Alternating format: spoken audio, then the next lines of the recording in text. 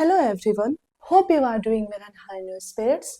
धर्म क्षेत्र पर आपका स्वागत है। Today we are going to revise president's rule and financial emergency और इसके साथ हमारा इमरजेंसी प्रोविजंस का चैप्टर कंक्लूड हो जाएगा। इससे पहले हमने नेशनल इमरजेंसी के सारे डायमेंशंस कवर किए हैं।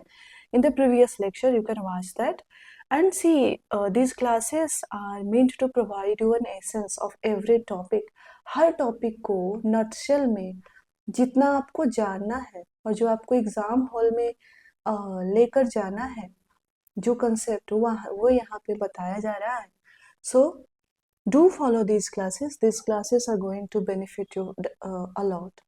Okay, so let's start with the president rule.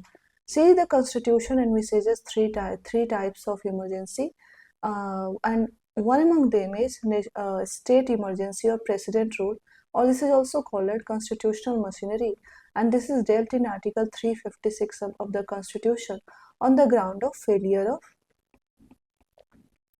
constitutional machinery. So this is the president rule and the immediate effect। याद रखेंगे, आपसे ये पूछा जा सकता है, पूछा गया है कि the immediate effect is dismissal। अगर किसी स्टेट में प्रेसिडेंट रूल लगता है तो the immediate effect is dismissal of state executive. State executive means state government, precisely means chief minister, council of ministers headed by chief minister. So जो immediate effect है वो executive पे ये होता है कि जो वहाँ की गवर्नमेंट होती है इमीडिएट डिसमिसल होता है उनका ऑफिस से। And state government include chief minister, council of ministers headed by chief minister. इसका लेजिस्लेचर, स्टेट लेजिस्लेचर पे क्या इफेक्ट होगा? There is two option, it can be suspended और it can be dissolved. Constitution जब भी state legislature पे effect की बात करता है तो दो बातें कहता है कि इट कैन बी सस्पेंडेड और it can B dissolve. The immediate effect is suspension, not dissolution. And dissolution कब होगा?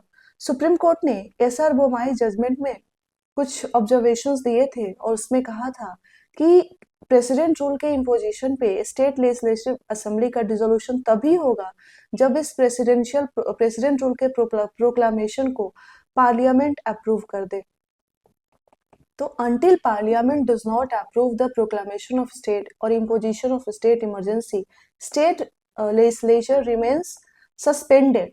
It is not dissolved, but state executive, state government, that is council of ministers headed by chief minister, they are dismissed immediately. ये याद रखेंगे, it has been asked and it will be asked again. Okay, so चलिए now अब हम पहले हम grounds देखेंगे। What are the pillars we are going to do, grounds देखेंगे। देन पार्लियामेंट का अप्रूवल एंड ड्यूरेशन देखेंगे, इसका रिवोकेशन देखेंगे। And then we will move to consequences of president rule and then we will see SR Bommai judgment में क्या general observation दिया है supreme court ने and proper and improper use के कुछ बातें की है। And after that we will be comparing article 352 and article 356। तो इन पिलर्स पे हम प्रेसिडेंट रूल को डिस्कस करेंगे। सी, अगर प्रेसिडेंट रूल के ग्राउंड की बात करें, ग्राउंड ऑफ इम्पोजिशन, तो दो ग्राउंड्स है। एक आर्टिकल 356 में ही दिया है और दूसरा आर्टिकल 365 में है। ठीक है, अब आर्टिकल 356 कहता है कि whenever there is a situation in a state, whenever there is a situation in a state where it seems to precedent that the government of the state cannot be carried on in accordance with the provisions of the constitution। Article 356 ये कहता है कि किसी state में ऐसा situation arise हो जाए जहां पे प्रेसिडेंट को ऐसा लगता है, प्रेसिडेंट को ऐसा महसूस हो रहा है कि वहाँ की गवर्नमेंट जो है कॉन्स्टिट्यूशन के प्रोविजंस के अकॉर्डिंग नहीं रन कर सकती है, देन आर्टिकल 356 के अंदर वहाँ पे प्रेसिडेंट्स रूल इम्पोज होगा। तो मोस्ट इंपॉर्टेंट ग्राउंड क्या है? Satisfaction of the president. किस चीज का सेटिस्फैक्शन? दैट कि पार्टिकुलर स्टेट में स्टेट की गवर्नमेंट कॉन्स्टिट्यूशन के अकॉर्डिंग नहीं फंक्शन कर सकती है, and this is not as failure of constitutional machinery. So अगर प्रेसिडेंट सेटिस्फाइड है दैट स्टेट में कॉन्स्टिट्यूशनल मशीनरी फेल हो गई है, देन वहां पे आर्टिकल 356 इम्पोज किया जा सकता है। अब आर्टिकल 365 एक स्पेसिफिक सिचुएशन देता है जहां पे प्रेसिडेंट के लिए ये अज्यूम करना लॉफुल होगा कि स्टेट में कॉन्स्टिट्यूशनल मशीनरी फेल हो गई है, यानी वहां की गवर्नमेंट कॉन्स्टिट्यूशन के अकॉर्डिंग कैरी ऑन नहीं कर सकती है। सो अंडर आर्टिकल 365 हमने प्रीवियस क्लासेस में डिस्कस किया है, फिर सी सेंट्रल गवर्नमेंट के पास पावर है कि वो स्टेट्स को डायरेक्शन दे सकता है। Central government can give executive directions to the state government, and if states do not comply with, अगर स्टेट्स सेंट्रल गवर्नमेंट के डायरेक्शंस को कंप्लाई नहीं करते हैं या फिर इफेक्ट नहीं करते, do not give effect to this direction, then in that situation it will be lawful for the president to assume that there is a situation in the state in which the government of the state cannot be carried on in accordance with the provisions of the constitution। यानी अब इस सिचुएशन में 365 के अंदर central direction देती है state को, और स्टेट उस डायरेक्शन को इफेक्ट नहीं दे पाते हैं, कंप्लाई नहीं कर पाते उन डायरेक्शन से, इन दैट सिचुएशन प्रेसिडेंट ये अज्यूम करेंगे दैट स्टेट्स में कॉन्स्टिट्यूशनल मशीनरी का फेलियर हो चुका है, एंड उस केस में article 356 will come into play. So ये दो ग्राउंड्स है, one in article 356 and another in article 365। Again याद रखेंगे आप कि ये जो प्रेसिडेंशियल सेटिस्फैक्शन है, सेटिस्फैक्शन ऑफ द प्रेसिडेंट, ये this is based on two grounds, either on president's description जैसे इन 365 और ऑन गवर्नर्स रिपोर्ट। अगर स्टेट में जो गवर्नर है, that governor gives report to the president that the situation is such that the government can not be carried on in accordance with the constitution, then president will impose 356 in that state। so ये जो presidential satisfaction है, it can be based on the governor's report or otherwise। याद रखेंगे आप। so ये grounds of imposition है। अब हम चलते हैं पार्लियामेंट्री अप्रूवल और ड्यूरेशन के लिए। सी एक बार जब president has proclaim the state emergency और president rule under article 356, presidential proclamation जो है, ये दोनों हाउसेस ऑफ पार्लियामेंट से विद इन 2 months, ड्यूरेशन याद रखेंगे आप, विद इन 2 months इस प्रोक्लामेशन का अप्रूवल होना चाहिए। प्रेसिडेंट ने स्टेट इमरजेंसी या फिर प्रेसिडेंट रूल इम्पोज करने का प्रोक्लामेशन किया है, then this proclamation should be approved by both houses of parliament with in 2 months। ये ड्यूरेशन याद रखेंगे क्योंकि ये नेशनल इमरजेंसी के केस में कितना है, ये विद इन 1 month होना चाहिए। अब एक सिचुएशन आता है कि अगर प्रेसिडेंट ने किसी स्टेट में स्टेट इमरजेंसी के इम्पोजिशन का प्रोक्लामेशन कर दिया एंड लोकसभा अप्रूव करने से पहले ही डिसॉल्व हो जाती है, यानी विद इन 2 month में अप्रूव करने से पहले लोकसभा डिसॉल्व हो जाती है, तो उस प्रोक्लामेशन का क्या होगा। तो कॉन्स्टिट्यूशन ने एक रास्ता बताया है कि अगर लोकसभा बिना अप्रूव किए डिसॉल्व हो जाती है तो कोई बात नहीं है, मीनवाइल राज्यसभा इसको अप्रूव कर दे प्रोक्लामेशन का, एंड एक बार जब Lok Sabha newly elected Lok Sabha constitute होके आती है तो इसके फर्स्ट सीटिंग से 30 डेज के अंदर जो है इस लोकसभा को प्रोक्लामेशन को क्या करना होगा, अप्रूव करना होगा। So this is the entire procedure of the approval of proclamation। President ने प्रोक्लामेशन किया, विद इन 2 महीने दोनों हाउसेस से अप्रूवल होना चाहिए इस प्रोक्लामेशन का। एंड अगर मीन टाइम में लोकसभा बिना अप्रूव किए हुए डिसॉल्व हो जाती है तो राज्यसभा अप्रूव कर दे, और जैसे ही लोकसभा आती है, नई नई लोकसभा इलेक्ट होके, वो अगर फर्स्ट सिटिंग से 30 डेज के अंदर इसको अप्रूव कर देती है, देन प्रोक्लामेशन विल सर्वाइव। और याद रखेंगे कि इस प्रोक्लामेशन के लिए कैसी, ये अप्रूवल के लिए कैसी मेजोरिटी चाहिए, सिंपल मेजोरिटी चाहिए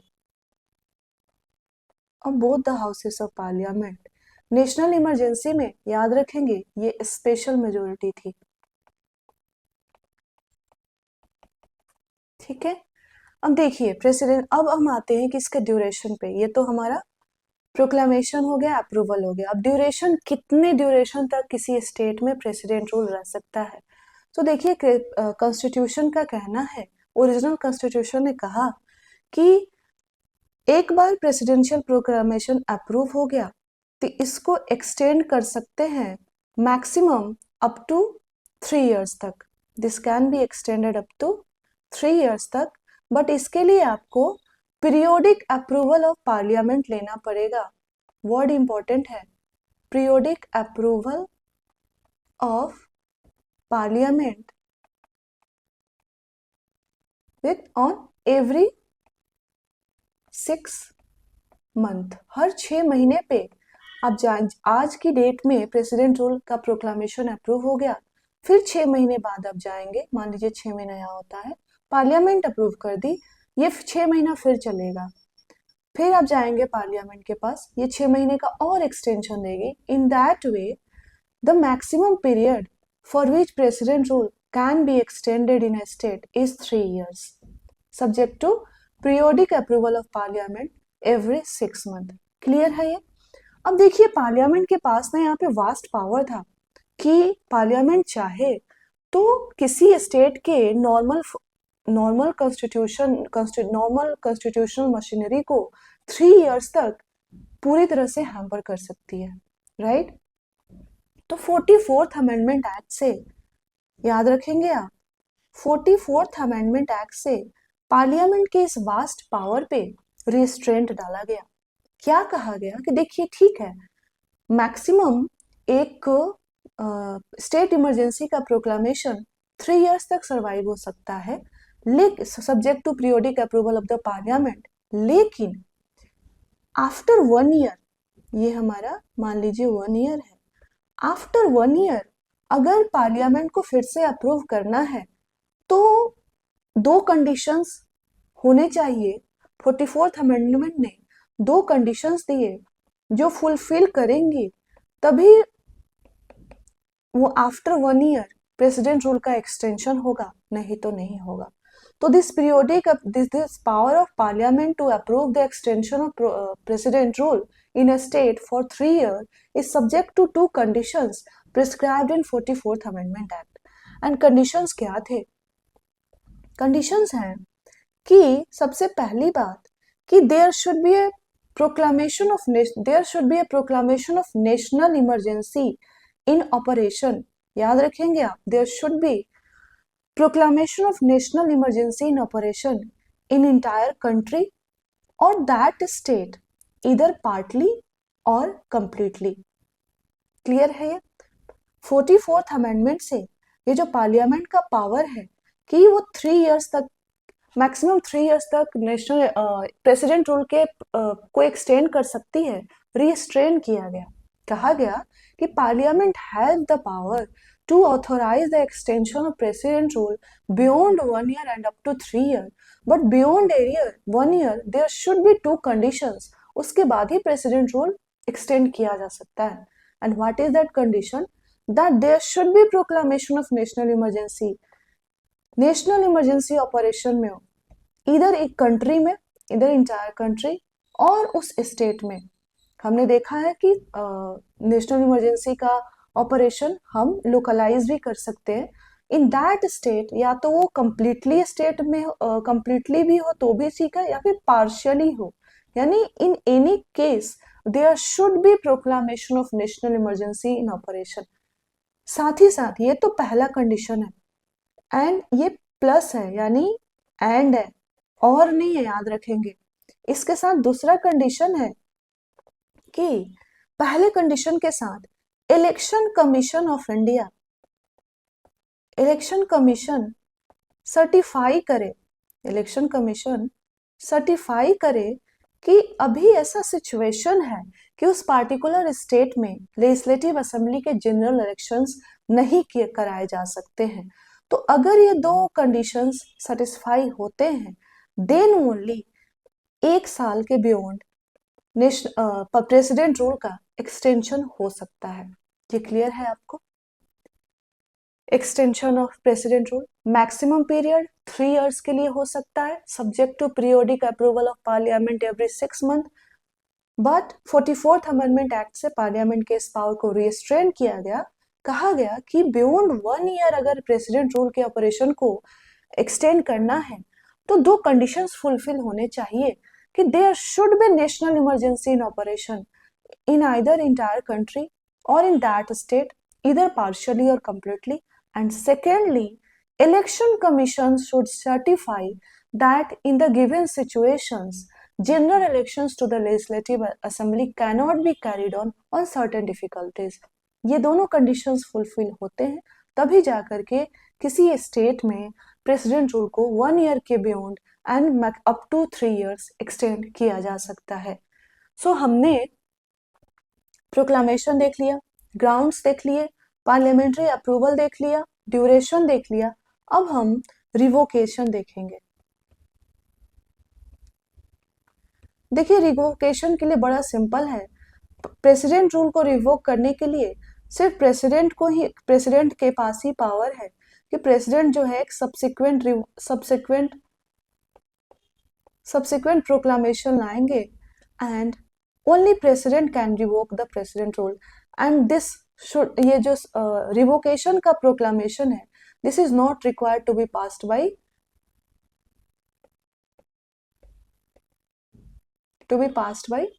parliament। याद रखेंगे।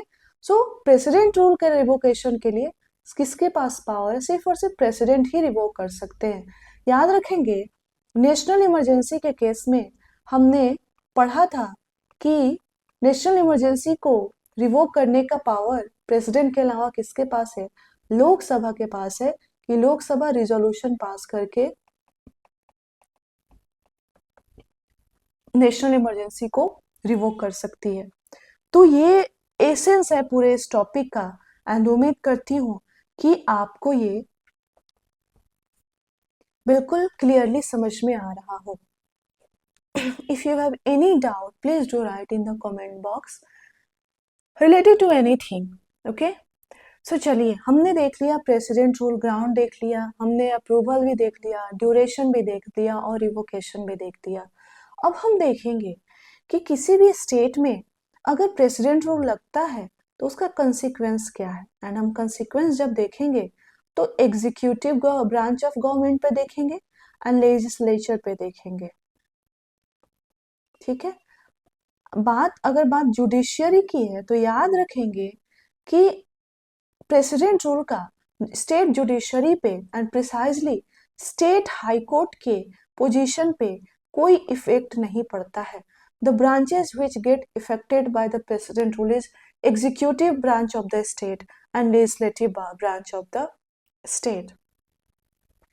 ठीक है, अब याद रखेंगे आप कि जो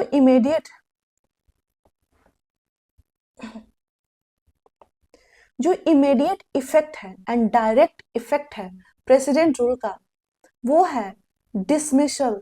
याद रखेंगे किसी भी स्टेट में जैसे ही प्रेसिडेंट रूल लगता है, जैसे ही प्रेसिडेंट प्रोक्लेम करते हैं imposition of president rule, there is a dismissal of state government and state government means council of ministers headed by chief ministers। इनको तुरंत ऑफिस से हटाया जाता है और जो इन स्टेट गवर्नमेंट का पावर है that is vested by in president.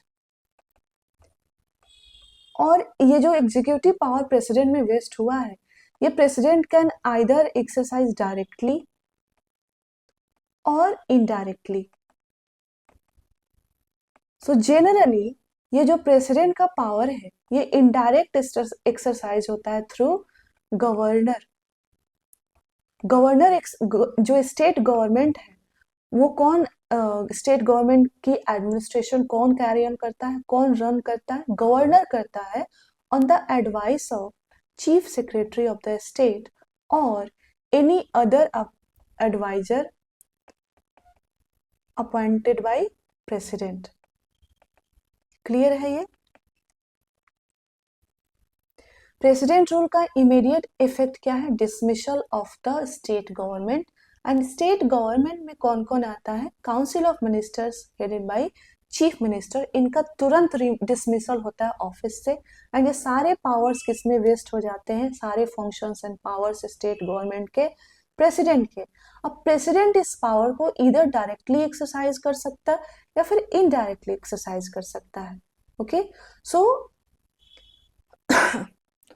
Generally ये जो पावर है प्रेसिडेंट का ये इनडायरेक्ट एक्सरसाइज होता है थ्रू गवर्नर, यानी स्टेट की एडमिनिस्ट्रेशन गवर्नर के थ्रू रन की जाती है in the name of the president and with the help of chief secretary और any other adviser appointed by parliament. याद रखेंगे। And that is why because it is president who is exercising the authority in the exercising the authority of the state government either directly or indirectly, that is why it is known as president rule। ये बिल्कुल याद रखेंगे।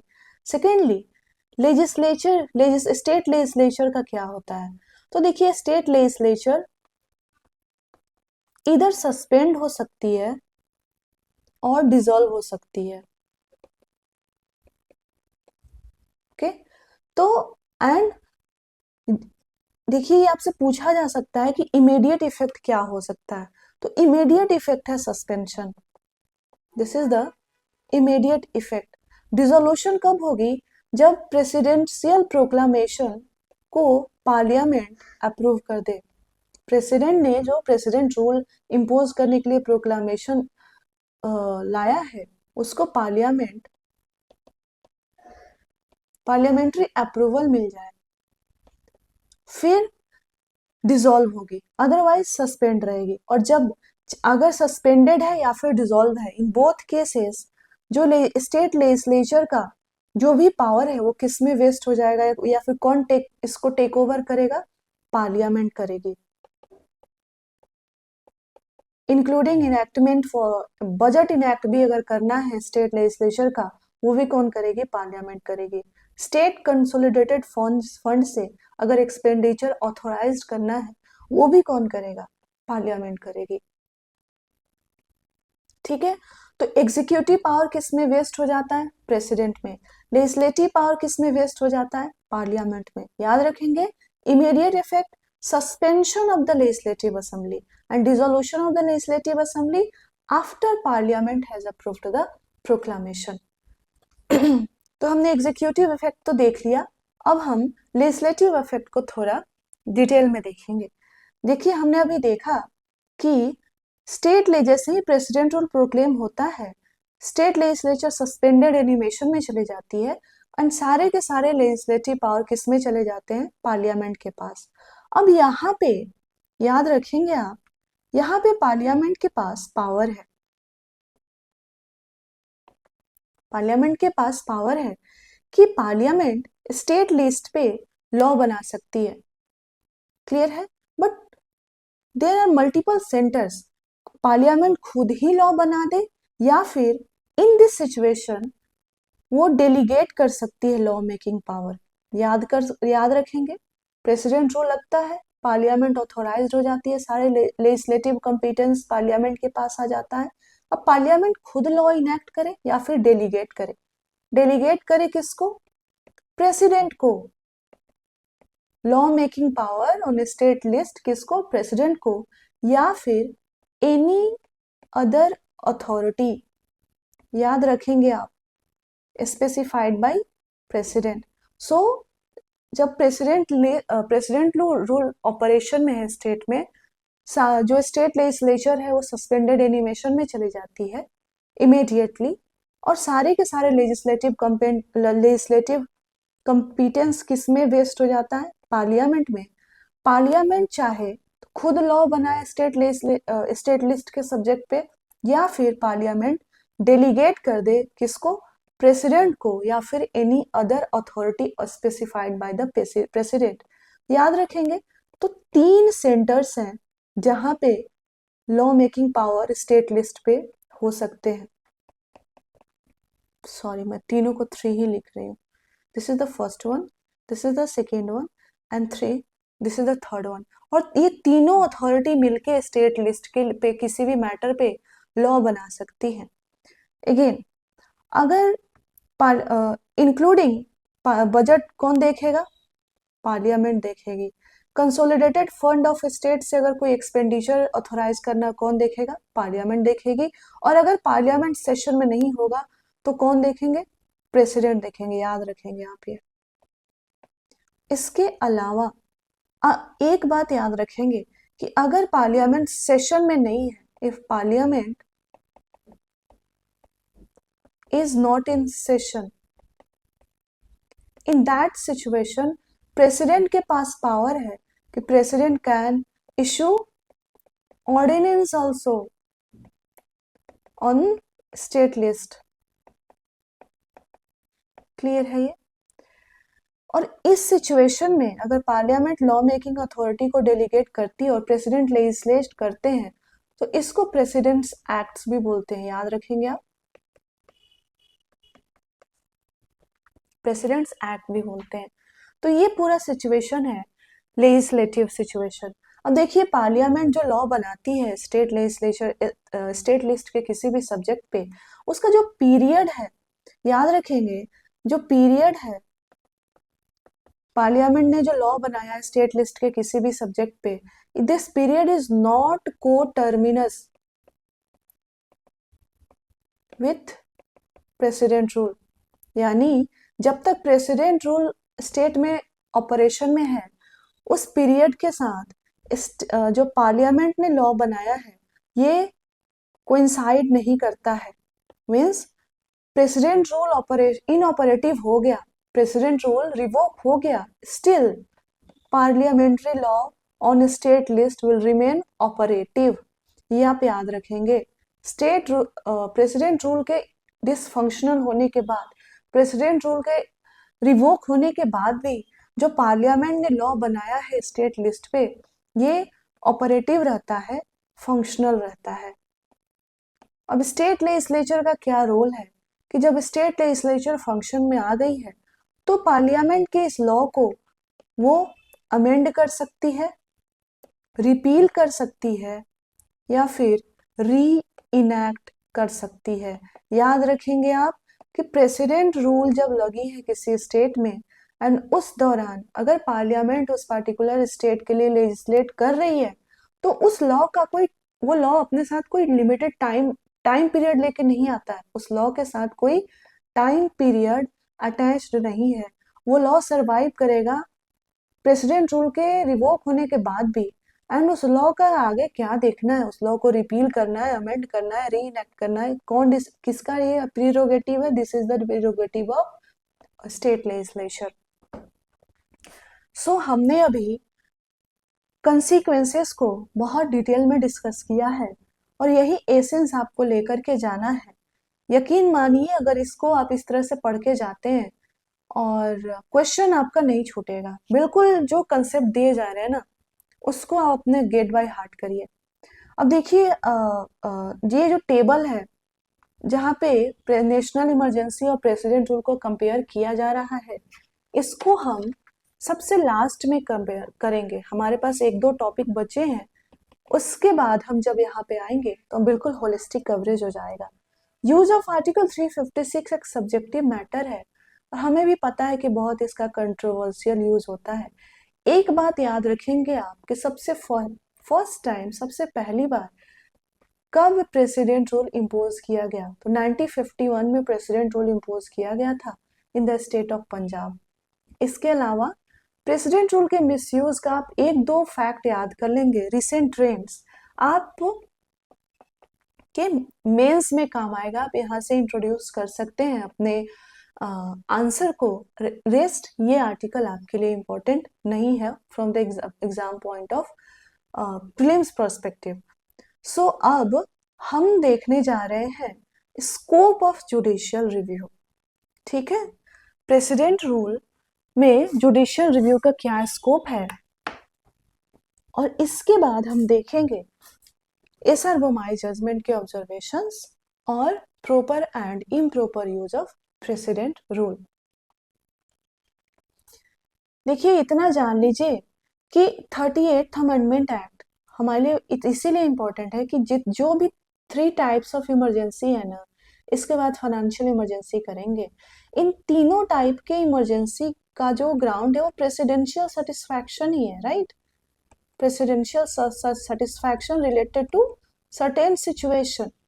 अब इन तीनों emergency ने इन 38th amendment act ने क्या किया कि इन ये जो प्रेसिडेंशियल सेटिस्फैक्शन था इसको फाइनल एंड कंक्लूसिव कर दिया।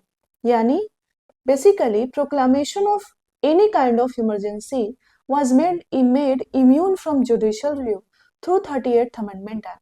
बट इस प्रोविजन को 44th अमेंडमेंट एक्ट से डिलीट किया गया एंड करेंट सिचुएशन इज कि proclamation of any kind of emergency is subject to judicial review. ठीक है, और जब हम कहते हैं कि proclamation of any kind of emergency, तो basically we see the presidential satisfaction कि प्रेसिडेंट का क्योंकि प्रेसिडेंट को ही सेटिस्फाई होना है, then only any kind of emergency can be proclaimed. ठीक है, so the current situation is after 44th amendment act that proclamation of all kinds of emergency is within the scope of or subject to judicial review। अब 1994 में SR Bommai judgement आता है और वहां पे supreme court ने कुछ जनरल ऑब्जर्वेशंस किए हैं, वो आपको पता होना चाहिए। सबसे मोस्ट इंपॉर्टेंट बात, सुप्रीम कोर्ट ने साफ साफ कहा कि proclamation of president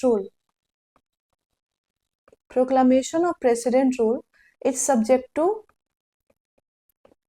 to judicial review. ठीक है, और प्रोक्लामेशन ऑफ प्रेसिडेंट रूल की बात करते यानी प्रेसिडेंशियल सेटिस्फैक्शन। सो कोर्ट ने कहा कि जो प्रेसिडेंट का सेटिस्फैक्शन है this should be based on relevant material. Relevant material पे बेस्ड होना चाहिए, इररिलेवेंट नहीं होना चाहिए, किसी अनदर ग्राउंड पे नहीं होना चाहिए, मॉडिफाइड नहीं होना चाहिए।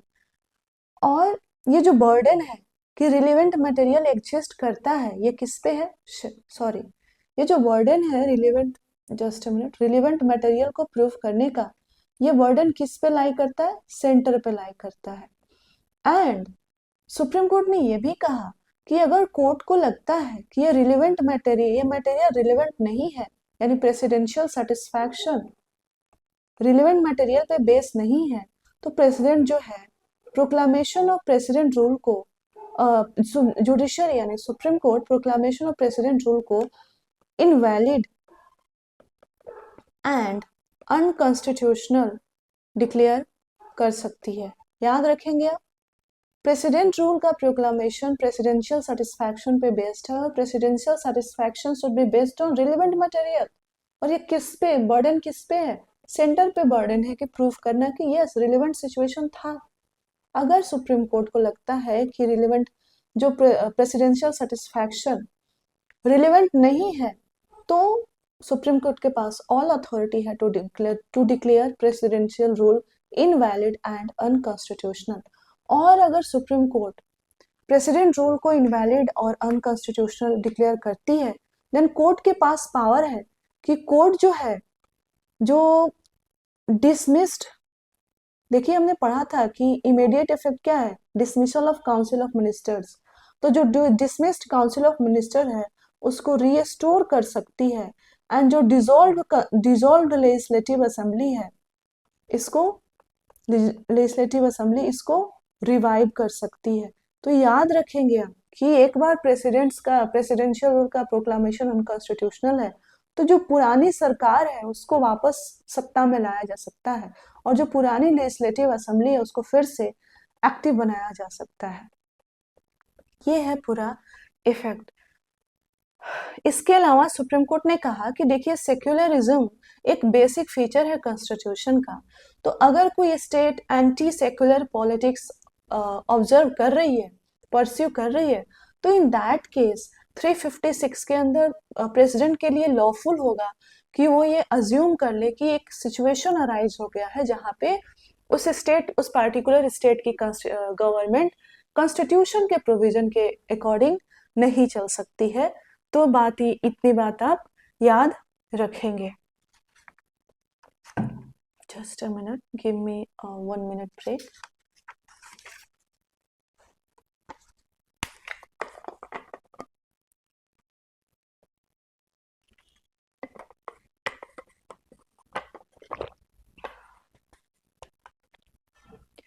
अब एसआर बोमाई जजमेंट में ही कोर्ट ने कुछ cases of proper and improper use दिया कि कहा कौन से बेसिकली सिचुएशंस दिए कि अगर ऐसे सिचुएशंस अराइज होते हैं तो प्रेसिडेंट रूल का इम्पोजिशन प्रॉपर होगा, और अगर ऐसे सिचुएशंस है तो प्रेसिडेंट रूल का इम्पोजिशन इम्प्रॉपर होगा। आपको पहले प्रॉपर यूज देखना है, उसमें भी आपको 3 की वर्ड्स हैं वो जानने जरूरी है। Hung assembly, internal subversion and physical breakdown, ये तीनों सिचुएशंस है जहां पे imposition of president rule proper है। ये बोमाई जजमेंट में सुप्रीम कोर्ट ने कहा है। So what is the hung assembly? See, अगर ऐसा सिचुएशन अराइज होता है जहां पे जनरल इलेक्शन के बाद किसी भी पार्टी को कंप्लीट मेजोरिटी नहीं मिलती है, ठीक है, हंग असेंबली एक ऐसी सिचुएशन है जहां after general election of the state legislature no party has got clear majority, that is known as hung assembly. और अगर ऐसा सिचुएशन होता है स्टेट में, then it will be lawful for the president to assume the situation given in article 356, that is the government of the state cannot be carried on in accordance with the provisions of the constitution। so यहाँ पे आपका 356 picture में आता है। Again बाकी ground हम बाद में देखेंगे। इंटरनल सबवर्जन देख लेते हैं। देखिए, इंटरनल सबवर्जन एक प्रॉपर यूज है 356 के, प्रॉपर ग्राउंड है 356 के यूज का। तो इंटरनल सबवर्जन एक ऐसा सिचुएशन है जहां पे स्टेट गवर्नमेंट डेलीबरेटली मीन्स जानबूझ के कॉन्स्टिट्यूशन के प्रोविजंस के अगेंस्ट एक्ट कर रही है, where the state government is knowingly, willfully acting against the provisions of the constitution and fomenting a violent revolt against the constitution। Constitution के ही सत्ता पे, कॉन्स्टिट्यूशन के ही एग्जिस्टेंस पे अगर स्टेट गवर्नमेंट के एक्शन से खतरा है, कॉन्स्टिट्यूशन का सर्वाइवल की बात है, तो then it will be lawful for the president कि एक सिचुएशन आ गया है जहाँ पे तो कॉन्स्टिट्यूशन उस स्टेट में कैरी ऑन नहीं हो सकता है, और यहाँ पे आपका 356 पिक्चर में आएगा। सिमिलरली फिजिकल ब्रेकडाउन का क्या मतलब होता है? जहाँ पे स्टेट गवर्नमेंट विलफुली, जानबूझकर जो उसके ऑब्लिगेशंस हैं, कॉन्स्टिट्यूशनल ऑब्लिगेशंस हैं, उनको डिस्चार्ज करने से रिफ्यूज कर दे, that is known as physical breakdown. और यहाँ पे 356 आएगा कैसे? इन सिचुएशंस में it will be lawful for the president to hold कि अब ऐसा सिचुएशन आ गया है कि इस पार्टिकुलर स्टेट में गवर्नमेंट जो है वो कॉन्स्टिट्यूशन के अकॉर्डिंग नहीं रन कर सकती है, तो 356 विल बी इम्पोज्ड। तो 3 की वर्ड्स हैं, hung assembly, internal subversion and physical breakdown, that you should know the difference. इन तीनों वर्ड्स का मीनिंग आपसे पूछा जा सकता है, आप याद रखेंगे। इसके अलावा कुछ और भी सिचुएशन है, जैसे 365 हमने पढ़ा हुआ एक ग्राउंड है, राइट। 365 इज ऑल्सो ग्राउंड जहाँ पे सेंट्रल गवर्नमेंट के पास डायरेक्शन है, पावर है स्टेट्स को डायरेक्शन देने का, और अगर स्टेट गवर्नमेंट रिफ्यूज कर देती है कंप्लाई करने से तो 356 will come into picture. Why? क्योंकि एक सिचुएशन ऐसा अराइज हो गया है जहाँ पे स्टेट गवर्नमेंट कॉन्स्टिट्यूशन के अकॉर्डिंग नहीं चल सकती है। सो यही पॉइंट नंबर 4 में दिया हुआ है। फिर 2 पॉइंट्स और हैं जो प्रॉपर यूज के हैं, जहाँ पे कि अगर इलेक्शंस हो गए हैं, हंग असेंबली क्या होता है, जहाँ पे पार्टी को मेजोरिटी मिली ही नहीं है। लेकिन ऐसा भी सिचुएशन हो सकता है जहाँ पे कोई पार्टी है उसको मेजोरिटी मिली है, लेकिन वो गवर्नमेंट बनाने से ही रिफ्यूज कर दे, और गवर्नर को कोई ऐसी और पार्टी मिल नहीं रही है जिसके पास मेजोरिटी है। So there is after general election, there is a majority party, but that party is refusing from forming the government. And in other और गवर्नर के पास कोई अल्टरनेटिव नहीं है. In that case also, it will be lawful for the president to assume that state की सरकार constitution के हिसाब से नहीं चल सकती है. प्रेस 356 आएगा. अगेन, अगर कोई एग्जिस्टिंग सरकार है, यानी कोई गवर्नमेंट है जो काम कर रही है, और किसी कारणवश वो रिजाइन कर देती है, कारण यही हो सकता है किसी सरकार का रिजाइन करना कि वो लेजिस्लेटिव असेंबली की कॉन्फिडेंस लूज कर दे, और कोई अदर पार्टी नहीं है जिसके पास लेजिस्लेटिव असेंबली का कॉन्फिडेंस है. In that case also it would be lawful for the president to assume that the situation has arisen where the government of state cannot be carried on in accordance with the provisions of the constitution, and वहां पे 356 यानी president rule impose होगा. तो ये सारे situations हैं proper use के. सब आप कुछ ना याद रखें तो आप फिजिकल ब्रेकडाउन, इंटरनल सबवर्जन और हंग असेंबली का मीनिंग क्या होता है याद रखेंगे. सिर्फ बहुत सारे सिचुएशंस हैं जहाँ पे इम्प्रॉपर यूज है. उसमें सबसे इम्पोर्टेंट और जो सबसे फ्रीक्वेंट मिसयूज होता है इस प्रोविजन का, इस डायरेक्शन का, कि माल एडमिनिस्ट्रेशन इन द स्टेट, मतलब प्रॉपर एडमिनिस्ट्रेशन नहीं हो रहा है स्टेट का, या फिर दे जो अलिगेशन ऑफ करप्शन के चार्जेस हो. तो this is not a ground जहाँ पे ये प्रेसिडेंट कंस्ट्रू कर ले कि उस स्टेट की मशीनरी अब कॉन्स्टिट्यूशन के हिसाब से काम ही नहीं कर रही है. सो अगर स्टेट गवर्नमेंट पे करप्शन के चार्जेस हैं, that does not amount to failure of constitutional machinery. या फिर अगर स्टेट में एडमिनिस्ट्रेशन सही से नहीं हो रहा है, माल एडमिनिस्ट्रेशन हो रहा है, still that does not amount to failure of constitutional machinery. और इस ग्राउंड पे प्रेसिडेंट रूल कभी भी इम्पोज नहीं होता है. आप नहीं हो सकता है, ये सुप्रीम कोर्ट ने कहा है SR बमाई में. लेकिन आप जब न्यूज में पढ़ेंगे, जब भी न्यूज फॉलो करेंगे, आप देखेंगे कि मैक्सिमम टाइम पे इन्हीं सब ग्राउंड में जो है प्रेसिडेंट रूल इम्पोज किया जाता है. एक और बात याद रखेंगे कि सुप्रीम कोर्ट ने SR बमाई में ही कहा था कि कोई सरकार किसी लेजिस्लेटिव असेंबली का कॉन्फिडेंस एंजॉय कर रही है या नहीं, ये फ्लोर ऑफ द हाउस पे डिटरमाइन होगा. और गवर्नर सिर्फ अपने तरफ से अजम्पशन नहीं कर सकता है, अपने हिसाब से बैठ के असेसमेंट नहीं कर सकता है क्योंकि ये पर्टिकुलर गवर्नमेंट जो है ये हाउस का विल, हाउस का कमांड एंजॉय करती है नहीं करती है. कोई भी गवर्नमेंट किसी भी गवर्नमेंट, कोई भी स्टेट गवर्नमेंट लेजिस्लेटिव असेंबली की में जो लेजिस्लेटिव असेंबली का कॉन्फिडेंस एंजॉय करती है नहीं करती है, ये कैसे डिटरमाइंड होगा? It will be determined of the floor of the house. तो अगर गवर्नर अपने मन से असेसमेंट कर लेते हैं कि नहीं, लगता है कि ये जो सरकार है ये असेंबली में कॉन्फिडेंस एंजॉय नहीं करती है, तो ये इम्प्रॉपर यूज होगा प्रेसिडेंट रूल का. याद रखेंगे आप. बाकी आप देख लेंगे, कोई बहुत बड़ी बात यहाँ पे नहीं है. सो अब फाइनेंशियल इमरजेंसी पे आगे बढ़ने से पहले हम एक बार नेशनल इमरजेंसी और स्टेट इमरजेंसी में क्या डिफरेंसेस हैं उसको देख लेते हैं. देखिए, नेशनल इमरजेंसी और स्टेट इमरजेंसी में जो पहला हम लोग बहुत सारे डायमेंशंस देखेंगे जिसके बेसिस पे कंपेयर करेंगे और एक एक करके हम देखेंगे. पहला डायमेंशन यही है ग्राउंड का. देखिए, अगर नेशनल इमरजेंसी में बात करें तो 3 ग्राउंड्स हैं: war, external aggression and armed rebellion grounds specified है. नेशनल इमरजेंसी में एक ही ग्राउंड है, प्रेसिडेंशियल सेटिस्फैक्शन. एंड इस सेटिस्फैक्शन किसके लिए? कि स्टेट में अब गवर्नमेंट कॉन्स्टिट्यूशन के अकॉर्डिंग फंक्शन नहीं कर सकती है. और ये प्रेसिडेंशियल सेटिस्फैक्शन का war, external aggression and arm rebellion से कोई लेना देना नहीं हो सकता है। ठीक है, अब हम देखें एग्जीक्यूटिव और लेजिस्लेचर पे क्या इफेक्ट होता है।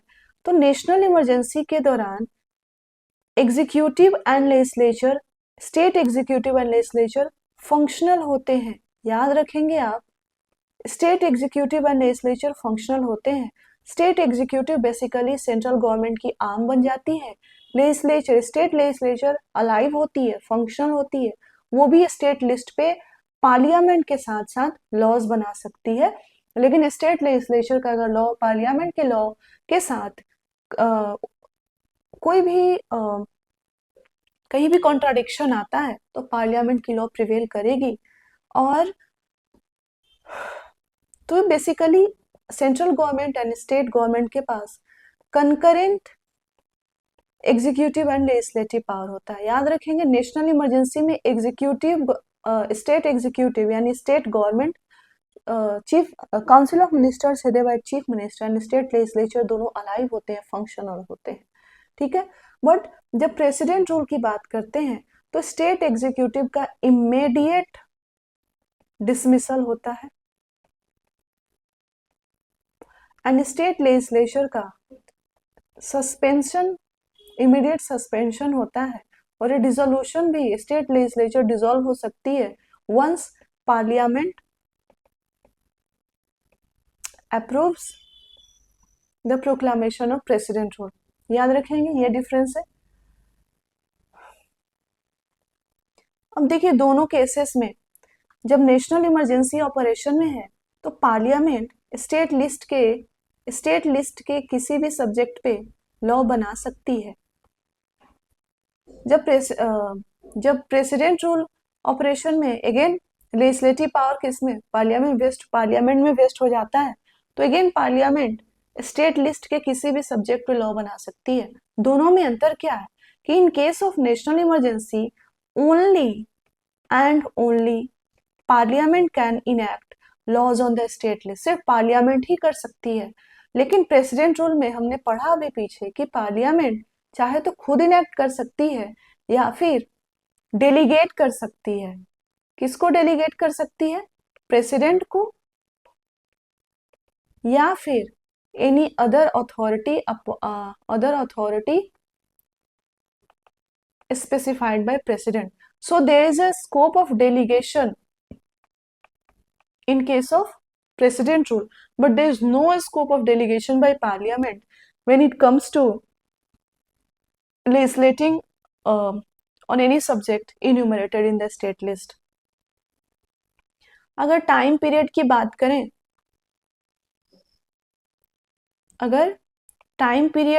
करें, तो नेशनल इमरजेंसी के लिए कोई टाइम पीरियड नहीं है। It can be extended to indefinite period subject to periodic approval of the parliament. But state emergency यानी प्रेसिडेंट रूल की बात करेंगे तो ये मैक्सिमम 3 इयर्स तक एक्सटेंड हो सकता है एंड 1 ईयर के बाद भी देयर आर 2 कंडीशंस, अगर वो सेटिस्फाई होंगे तो फिर 1 साल के बाद ये 2 साल के लिए और एक्सटेंड हो सकता है subject to the periodic approval of the parliament.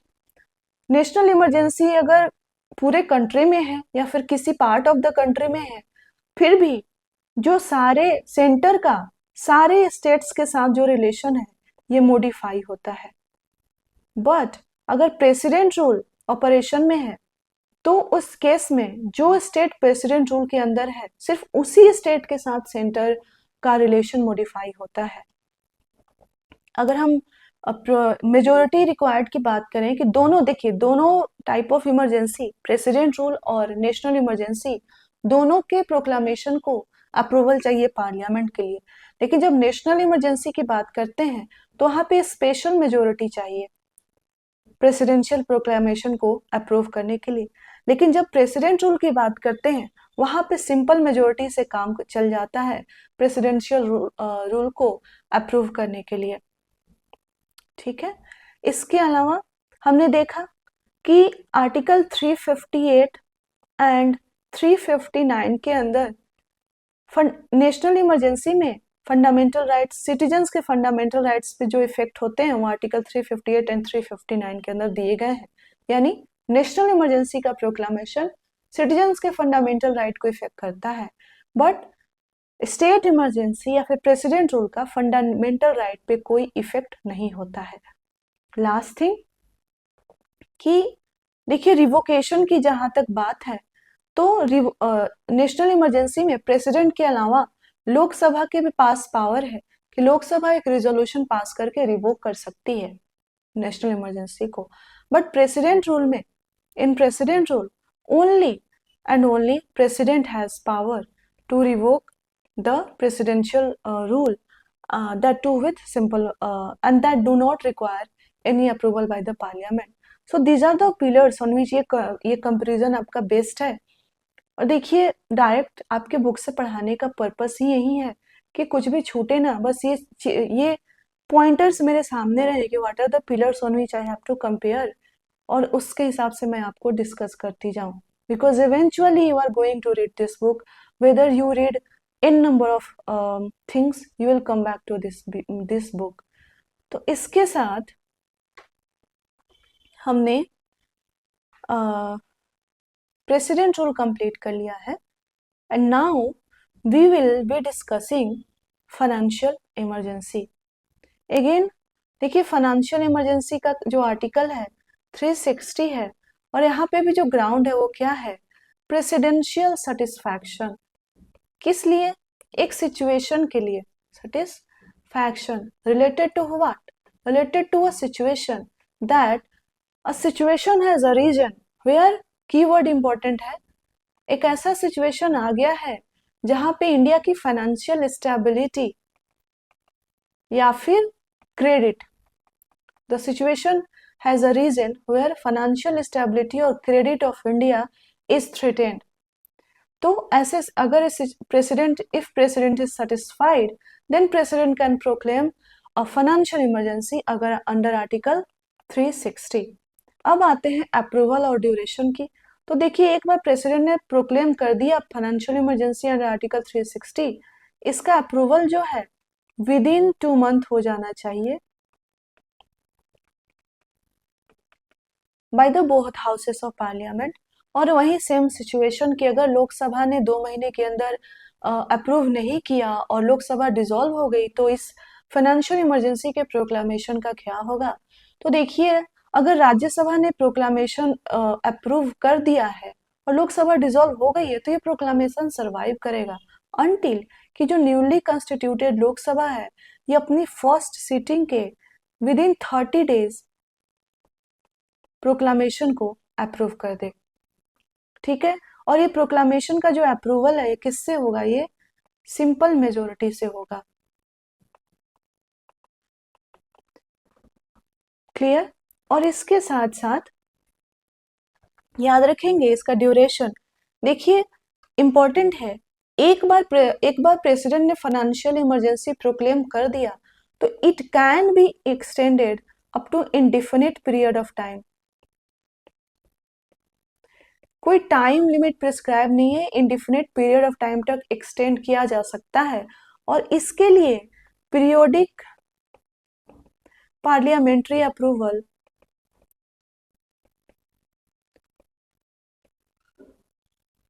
Required नहीं है, ये याद रखेंगे आप।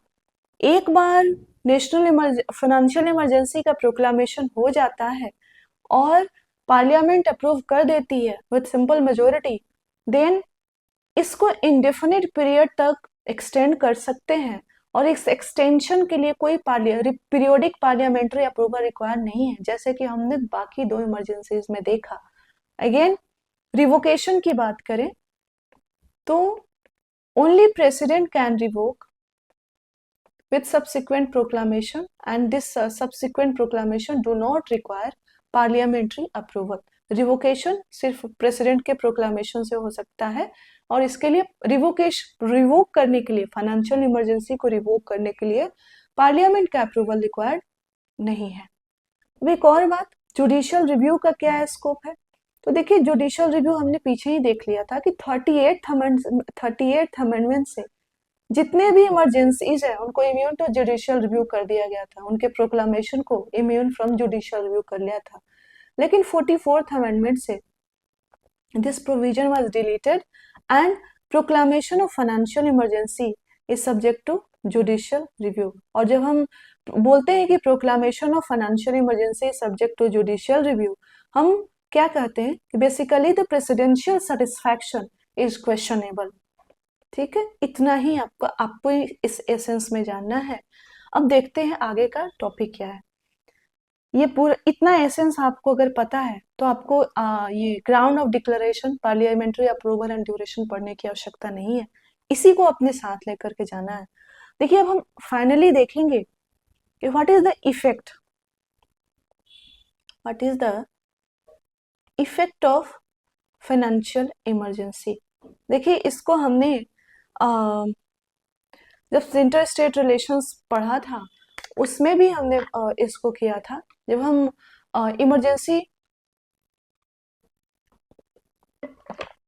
हम इमरजेंसी प्रोविजंस देख रहे थे तब भी हमने देखा था।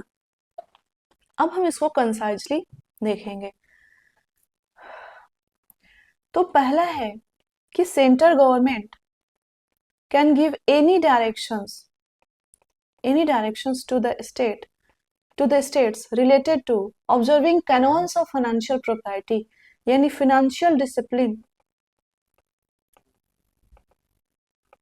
ऑब्जर्व करने के लिए सेंट्रल गवर्नमेंट स्टेट्स को कोई भी डायरेक्शन दे सकती है। और साथ ही साथ टाइम टू टाइम प्रेसिडेंट को जो भी नेसेसरी डायरेक्शंस लगते हैं वो स्टेट्स को दे सकते हैं। तो बेसिकली सिर्फ और सिर्फ बात कहाँ पे आके आती है, स्टेट्स को डायरेक्शंस देने की। और ये डायरेक्शंस नॉर्मल नहीं है, this directions come with penal sanctions. States को ओबे करना ही करना है, otherwise there is a penal sanction and that is president rule under 356। So सिर्फ और सिर्फ directions and then this directions are binding. कि स्टेट्स जो हैं सारे के सारे डायरेक्शंस बताइए कैसे होंगे। सारे के सारे डायरेक्शंस फाइनेंशियल डिसिप्लिन के लिए होंगी। पैसे कम करिए, पैसे खर्च करिए, कम खर्च करिए, है ना, सब पैसे के बचत की बात होगी। यानी सेंट्रल गवर्नमेंट कह सकती है कि आप जो है अपने एम्प्लॉयज के सैलरीज एंड अलाउंसेस को रिड्यूस करिए। इसके अलावा पैसे के बाद कहाँ आती है, मनी बिल में आती है, most important thing finance bill में आती है। यानी सेंट्रल गवर्नमेंट डायरेक्शन दे सकती है कि आप अपने मनी बिल और फिनांस बिल को रिजर्व करिए, किसके लिए, प्रेसिडेंशियल कंसिडरेशन के लिए।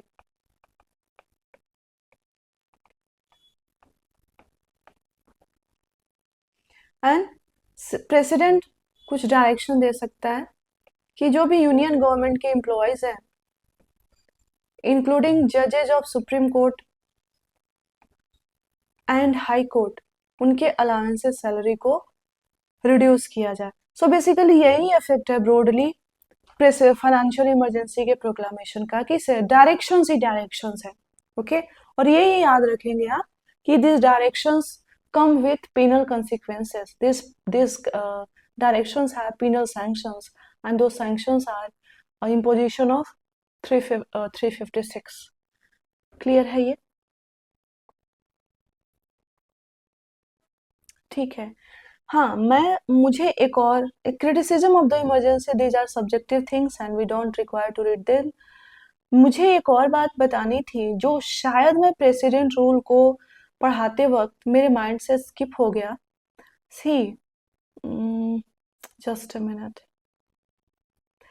क्योंकि ना वो लास्ट ईयर 2024 में आपसे पूछा गया सवाल है, that's why I want to discuss that. Give me a minute. Okay, हम कहाँ पहुंच गए, नेशनल इमरजेंसी में पहुंच गए। I am extremely sorry.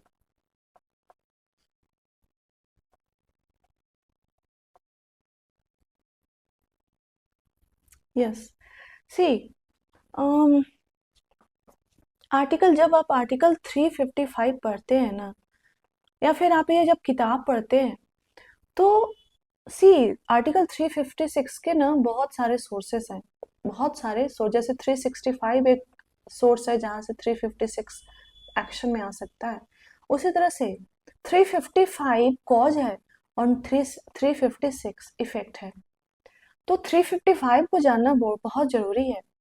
And when you read 355 there are some duties imposed on the central government by the constitution, and if you read these duties, these are binding because these are mandatory.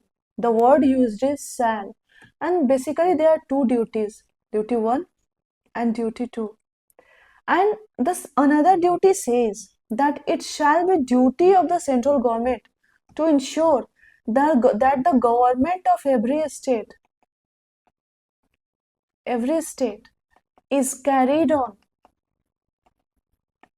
in accordance with the provisions of the constitution. ठीक है, ये दूसरी duty है और इसी duty को effect में, इसी ड्यूटी के परसुएंस में 356 लगता है। अब मैं यहाँ क्यों बता रही हूँ, क्योंकि last year in 2024 the UPSC asked कि अंडर आर्टिकल 355 कौन से ड्यूटीज इम्पोज करती है कॉन्स्टिट्यूशन सेंट्रल गवर्नमेंट। 355 में कौन से ड्यूटीज है। Most of the people mark this only, but अगर कोई भी वाइज स्टूडेंट होगा उसको ये लगा कि यार 355 is the source of 356, let me read from the bare act, let me Google this और let me bookmark this in constitution of India app. If you read article 355, पहली दूसरी duty तो हमने कर ली, पहली ड्यूटी कहता है protect every state, it is the duty of the union to protect every state from internal disturbance and external aggression। दो duties है 355 में यूनियन के ऊपर। पहला है to protect every state from external disturbance and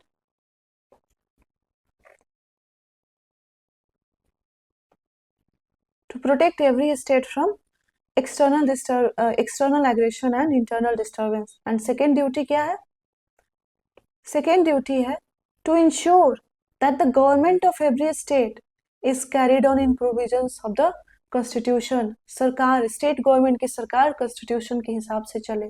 तो सेकेंड प्रोविजंस के pursuance में 356 आता है, बट आपको पता होना चाहिए कि 355 के अंदर और भी ड्यूटीज है। Let's go to the Constitution of India. If you read Article 355, go just a minute.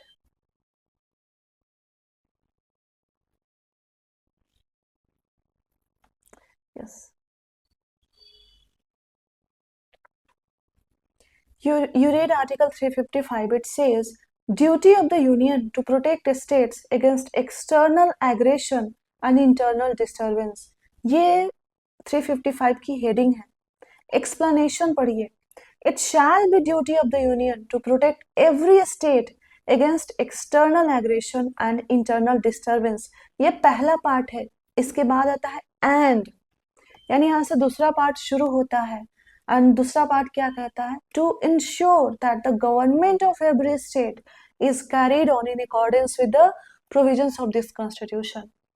सो 355 की दूसरे ड्यूटी से 356 आता है, बट 355 में वी हैव टू ड्यूटीज। तो जब भी ऐसे कोई कॉन्स्टिट्यूशन के प्रोविजन मिले, do read them. Not all articles are important, but क्योंकि 355 is the genesis of 356, mother of 356, तो आपको 355 देखना था। और जहां भी जो भी आपको पढ़ते हैं बताते हैं कि नहीं there is one and only one duty, ये गलत है। ओके, तो आप देखेंगे, इस हिसाब से आप पढ़ाई करेंगे। And I hope this classes are helping you. जब भी आपके पास ये क्लासेस पहुंचे, जल्दी पहुंचे। आई विश जो भी आपके डाउट्स हो आप कमेंट बॉक्स में लिख देंगे। And tomorrow onwards we will be starting president. बता दूं कैसे क्लासेस होंगे हमारा।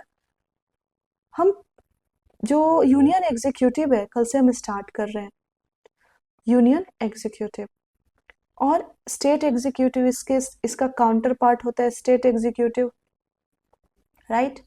अब यूनियन एग्जीक्यूटिव में हम पहले प्रेसिडेंट पढ़ेंगे थोरोली, और जब हम इसको साइमल्टेनियसली हम इसको गवर्नर के साथ कंपेयर करेंगे, दो बातें हो जाएंगी। सिमिलरली जस्ट अ मिनट, हम सेंट्रल काउंसिल ऑफ मिनिस्टर्स पढ़ेंगे, उसी समय उसी क्लास में हम स्टेट काउंसिल ऑफ मिनिस्टर्स भी कंप्लीट करेंगे। जब हम पार्लियामेंट पढ़ेंगे, ये तो खैर बड़ा चैप्टर होगा, इसके पार्ट्स आएंगे, लेकिन साइमल्टेनियसली हम स्टेट लेजिस्लेटर के उस पार्ट्स को कंपेयर करते रहेंगे। पूछिए क्यों? क्योंकि जो स्ट्रक्चर है ना सेंटर और स्टेट में, दोनों हमारे पास पार्लियामेंट्री सिस्टम ही है और ब्रॉडली सिमिलर पावर्स हैं। जब हम प्रेसिडेंट के जो पावर्स हैं और गवर्नर के जो पावर्स हैं उनमें बहुत सारे सिमिलैरिटीज होंगे। तो जब हमने प्रेसिडेंट को कर लिया है तो उन गवर्नर्स के पावर को देखेंगे तो जो एक्सेप्शन होगा सिर्फ उन्हीं को हाईलाइट करना है, और हमारा ये चैप्टर, हमारा गवर्नर टॉपिक भी कंप्लीट हो जाएगा। सिमिलरली जब हम सेंट्रल काउंसिल ऑफ मिनिस्टर्स पढ़ते हैं तो जो ब्रॉडर प्रोविजंस हैं वो सेम होंगे स्टेट काउंसिल्स में, कुछ जो डिफरेंसेस होंगे यानी जो डिफरेंस है हम उसको वहां पे जब स्टेट काउंसिल ऑफ मिनिस्टर करेंगे तो उसको हाईलाइट कर देंगे। तो एक तो कंपैरेटिव टोन में हमारी पढ़ाई चलेगी, रिवीजन चलेगा, जो कि एग्जाम के लिए इंपॉर्टेंट है। और माइंड में ना जब चीजों को सेग्रीगेट करके देखता है, एक एक पैटर्न उसको नजर आता है तो वो चीजों को याद करता है, और आपसे अगर कंपैरिजन भी पूछा जाता है तो भी आप रेडी रहेंगे। Similarly goes for parliament, state legislature, supreme court, high court. हम सुप्रीम कोर्ट पढ़ेंगे, मान लीजिए ऑर्गेनाइजेशन पढ़ा, इमीडिएटली ऑर्गेनाइजेशन पढ़ के हम हाई कोर्ट पे शिफ्ट हो जाएंगे एंड वहां पढ़ेंगे। Of course the window of the this screen will be splitted, और या फिर हम अगर बड़े बोर्ड पे शिफ्ट हो जाते हैं तो वहां पे भी split window will try to use, right. हमारे पास दोनों स्टेट लेजिस्लेचर और पार्लियामेंट दोनों के कंटेंट सामने होने चाहिए, तभी हम कंपेयर करेंगे।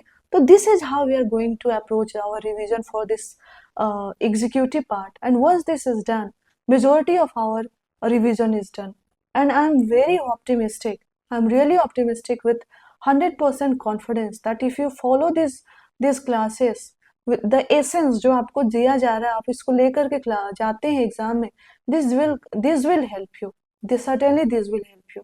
Thank you very much.